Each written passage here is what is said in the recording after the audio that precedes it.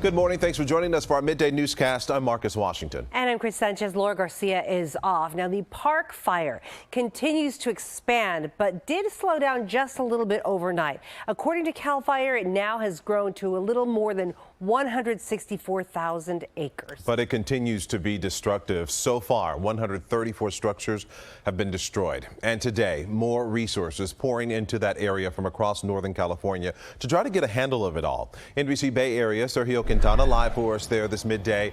And fire staging area there in Chico. So talk to us about what's happening now, Sergio. Well, this is where not just fire crews are coming in and staging to be able to get deployed into that fire, but this is also where crew leaders are coordinating and strategizing how to best take on the fire. And you can see in the distance over my shoulder here, that is the massive plume from the park fire. That is the leading edge of the fire as it stands right now. The good news is that it is heading away from Chico and it's heading into more wilderness area. Let's go ahead and show you some images from the latest efforts from this morning's efforts to take on this fire. Last night, CAL FIRE listed it as 3% contained, but they have no containment estimate available right now. And as I mentioned before, the good news is that the fire is headed away from Chico, a major population area.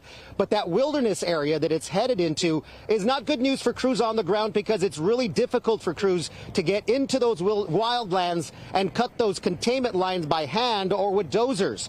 CAL FIRE has mobilized more than 1,600 firefighters on the ground and several assets in the air, but they have their work cut out for them on this fast-moving fire. Overnight, the park fire did expand by about 40,000 acres. It's straddling two counties, Butte and Tehama, and is currently threatening about 4,000 residences. Unfortunately, this is a fire that authorities say was intentionally set.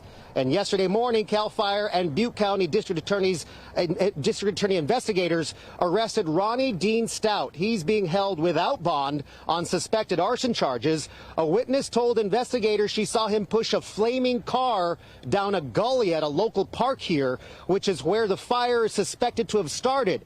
Now, according to the district attorney here, the charges against Stout are kind of open-ended. So far in this fire, no one has been injured, and thankfully no one has been killed. But if that does happen, the district attorney says the charges against Stout could be expanded. Reporting live in Chico, I'm Sergio Quintana, NBC Bay Area News.